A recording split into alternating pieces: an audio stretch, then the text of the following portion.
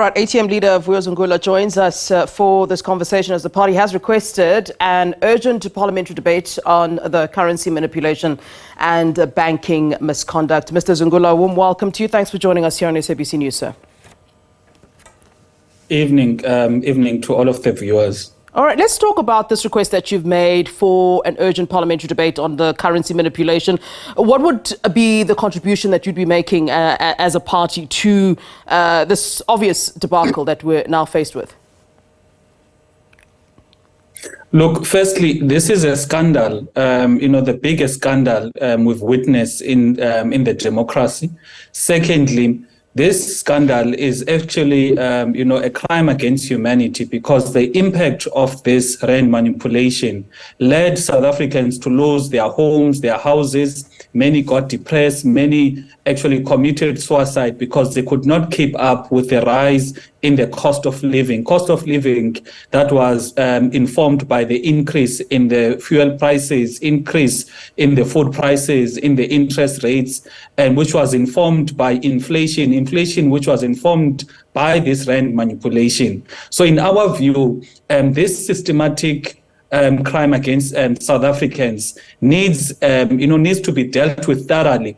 It's not enough that a bank that was making $1 trillion a day between 2007 and 2013 gets to be fined 43 million. We're of the view as an organization that there needs to be proper accountability in the sense that, number one, there needs to be a debate in Parliament. A debate will allow parties that are representing the people to actually express themselves on all of this issue. And also there needs to be parliamentary processes to oversee how the Reserve Bank and the FSCA actually failed to oversee, this conduct by the banks. And we're also calling for, a judicial commission of inquiry to look at the widespread corruption and unethical conduct that has been done by the banks. And the fact of the matter is that this investigation was for the period between 2007 to 2013.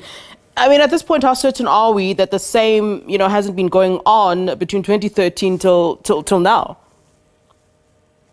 That is why there needs to be a judicial commission of inquiry, because this is picked up or acted on by a competition commission. One would ask, where is the Reserve Bank? Where is the FSCA? Because those are the institutions by the Constitution or by the Acts that stipulate that they need to oversee the conduct of these banks.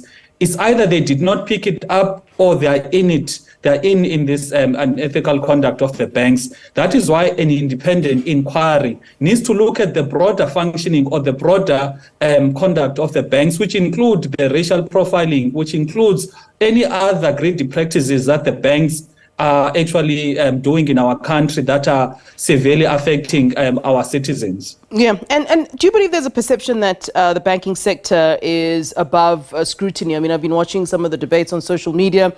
And, there's even fear, where some people are even saying, that they worry that they'll wake up and, all the banks have packed up and gone with their monies. Is there this thing that the banking sector should not be scrutinized? Look, there's this fear-mongering that is there in our society, particularly when you want to hold the powerful banking industry accountable. One will say, what impact will this have on the economy?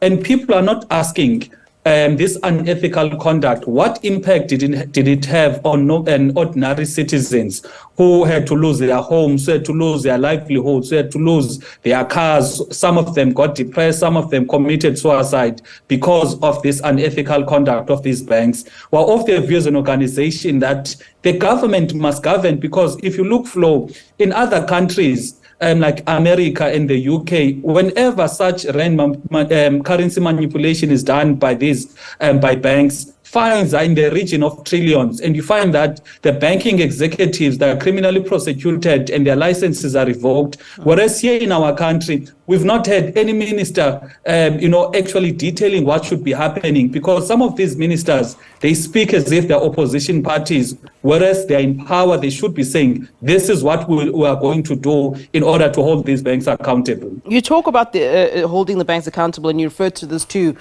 during the first part of our conversation. What exactly then should be done? I mean, you're talking about, for instance, fining these banks in the regions of trillions, and one wonders what can actually be done when you mentioned the Reserve Bank, the fact that the Reserve Bank and the FSCA failed to pick up on this corruption or unethical behavior or conduct by the banks. One could ask, how were they not able to pick that up?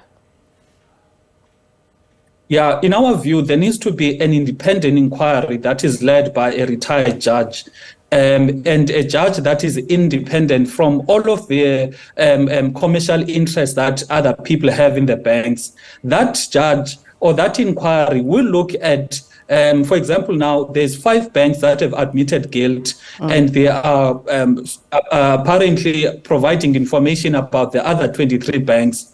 Also, in that inquiry, in our view, we need full information as to all of the 28 banks that have been investigated, including the role of these other institutions that are constitutionally mandated to actually oversee and look at the conduct of these banks, so that whatever outcome that is there is not only dealing with the banks only to find that some people in the Reserve Bank or the FSCA were actually involved in all of this wrongdoing, because there needs to be tough punishments in all of these people that may have been involved in this scandal.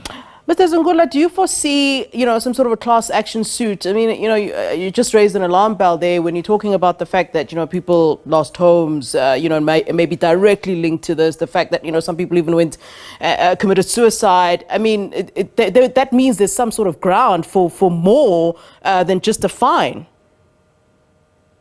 Indeed, would encourage each and every South African citizen that would want to take part in a class action lawsuit, because there needs to be accountability.